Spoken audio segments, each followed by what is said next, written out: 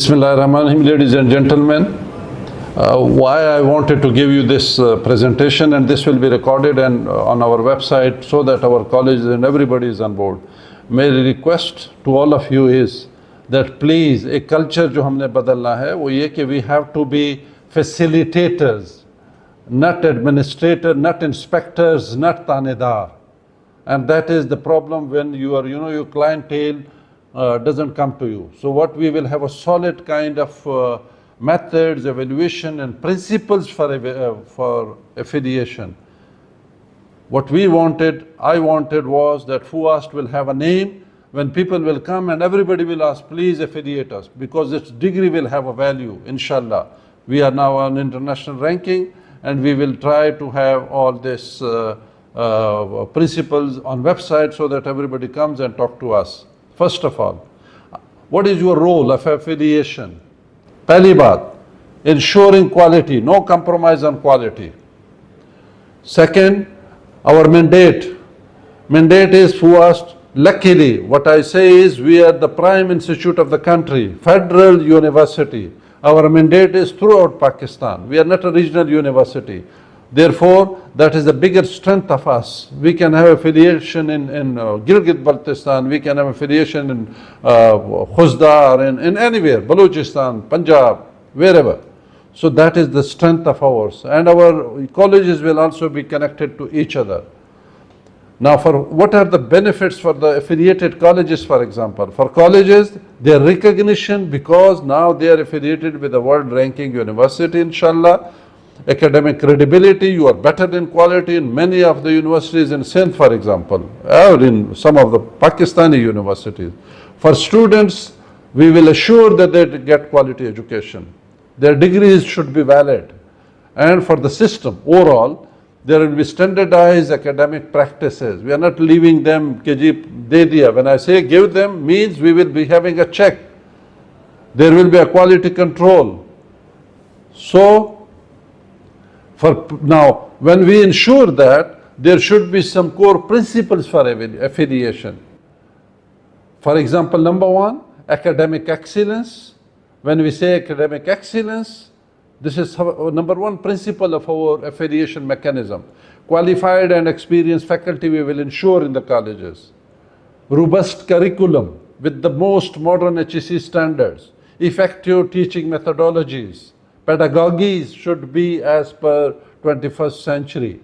Advocate student-teacher ratio. And then program experience. The university should only grant affiliation the program that we have in our campuses, not those that we don't have it. And student transcript assurance. Our controller of examination will make sure that they get in time. Now we are online for everything. Our own students, either on the campus or in affiliated colleges, everybody will get things in time. Now the second principle is infrastructure and resources. Our committee will make sure that they have well-equipped classrooms, they have modern laboratories, they have libraries, they have IT structure, and conducive learning environment in the campuses. And the student have accessibility, the most safety features of the infrastructure in the buildings. For example, they should have emergency exit, they should have fire extinguishers, they should have ramps for the disabled student, etc., etc. And the most important one is also the financial viability and stability. They should have resources to guarantee that all these mechanisms can well be arranged by them. The other one, beside all this infrastructure and finances, we need to have a governance management system in the colleges. The leadership should be experienced. Ethical principles of transparency and administration. The record should be that it speaks for itself. And of course, they have to provide student support and welfare. Not only their career guidance, but their safety, their health and their well-being. There should be some kind of emergency clinic, etc. in the campuses. And the most important is the regulatory compliance with the FUUAST ordinance, with the FUUAST Affiliation Committee, and with the HEC regulation. So We would love that the colleges affiliate themselves with those programs that are our programs that are accredited by the university. So we will be giving them affiliation, but having said that, we should encourage our own university to accredit all their programs first. And the jurisdiction, of course, has said in our act, it is already defined, we have access throughout Pakistan. Now, what will be the mechanism? Before starting this presentation, we had a detailed meeting. I'm sorry, I only talked to the convener of the affiliation committee, but I would love to talk to all the committee after this. Number one, those who want to have fresh affiliation, they should submit expression of interest. Number two, submission of application package, whatever legal status is required. Like for example, they have a building, they should show either ownership or a long lease, not a for a year or two rented building. We will never allow such kind of things. Two, they should have audited system, they should have CVs, qualification of their faculty. These are the documents that you should be sending to the things. After this meeting, I will ask how you inform your colleges that what document do you need when you go for inspection. Did you ask for a feasibility report, for example?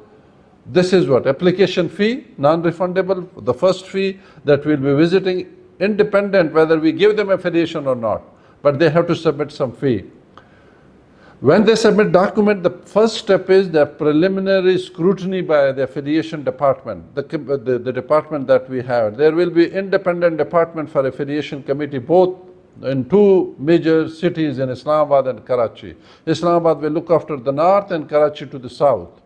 So we will be communicating all these issues with them. This was the first. This is the documentary phase for the affiliation committee.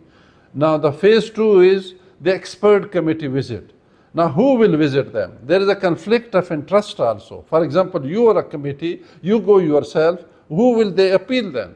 So when you send people to visit, they should be normally different. Like HEC, normally when they send us to the other, when they give NOC for a new campus or a new university, they send independent team, not only HEC team. So we will be doing the same. We should have a formation of expert committee that should include senior faculty member, experienced member, and academic administration too. Then they do on the on-site inspection and verification of all the things that are mentioned in the documents, of the infrastructure, of the faculty assessment, of the curriculum academic review, and they will interact with the students also. So what does that mean? That you have given a provisional kind of NOC, you interact with the students, there is a student body is needed so that you interact with them how they feel. If you give affiliation beforehand, like you are insisting in the morning, how can you interact, where will you know that the student is satisfied or not? So that's why we are having provisional, then we go and verify all the things. Now the process, phase 3. Report and decision. The first phase was documentary, feasibility, that one. The second phase was inspection. Now the third phase is report and decision. Committee generate a report that should have the criterion, all the assessment that they have in a document phase, not simply that we are satisfied or not or whatever. Reasons for recommendation. And the recommendation should be three kind of recommendation. Number one, either provisional affiliation, that we give them affiliation for 1 year, for example. We will check if they are good, we do a full affiliation or not. And we may reject it. So that is how it will happen, and the final decision should be kept on our statutory bodies. That is the Academic Council and Syndicate. They will review and they will either honor your decision or will say to review it. Now post affiliation, ये तो हो गई affiliation, you did it. Now what will we do after affiliation? That you have a monitoring and review system. You ask them for annual compliance reporting. Every year they should submit a report, number one. Number two, we may have a periodic visit. That may be in 3 to 5 years, that may be every year, that may be having a surprise visit. So that should be our periodic review system. Quality assurance and grievance mechanism. So quality assurance and grievance mechanism, you say, this is the problem, sir. Now they have appealed it to somebody. Let's have some mechanism to address their grievance, not give a decision. They have submitted a grievance, you analyze and then you report. You say, no, we are right, we don't listen to them. Please. So, and then the affiliation renewal, if they are doing well, we will renew. Failure, we may suspend or we may revocate our affiliation. We say thank you. And finally, we should have a directorate of quality enhancement for affiliated colleges and our campuses, both in Karachi and Islamabad. They should keep a watch. They should give time and they should be checking in from time to time. Now, challenges in this, whatever I said since morning. One, maintaining the standards that we decided today. Two, resource constraints for the university to keep a budget, to give you facility, car, travel, etc. Political and external pressure. People may pressurize you. People may, so you have to deal with them. Ensuring post-affiliation compliance, keep an eye on the standards and the things, and adopting evolving educational landscape. The world is evolving quickly. There are changes that are being imposed on you. So not only on your university, but on the campuses too. You have to keep that. And data management and transparency. That you have to keep a data and you should be very, very transparent, please. That you should be, we should, as I said, we are not some kind of inspector that our decision is final. No, we don't want to listen to somebody. What we said is said. That's not, that's what we call a dictatorship. The best practices. What are the best practices in effective affiliation? Number one, clear and transparent guidelines. Whatever you design, it speaks for itself. And it will be a living document, changing every now and then. Well-defined rubrics, and then training for evaluation committee. That's what I wanted to do today. Unfortunately, I received a letter which really, we should have waited, we should have discussed this and then. In fact, I gave a small briefing in the other day in the syndicate too.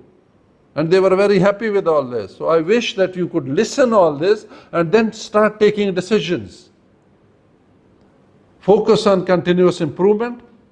Leveraging technology, use maximum technology, online things, paperless kind of communication, so that we have some kind of, we save environment conscious people also, and collaborative approach. Let's work with each other, be friendly, please.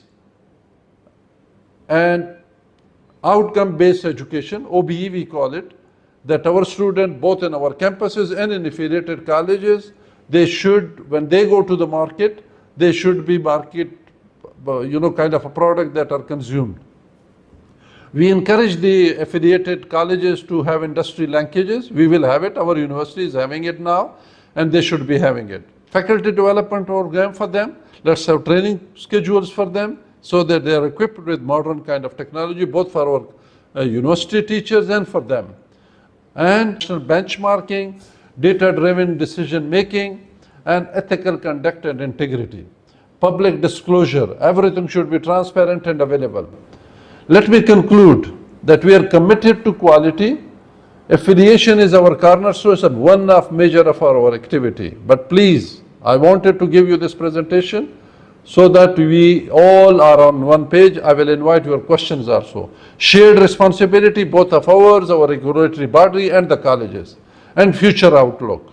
We should prove that we are now a place where everybody will come and request us for affiliation, so that we have such kind of thing. Thank you, ladies and gentlemen.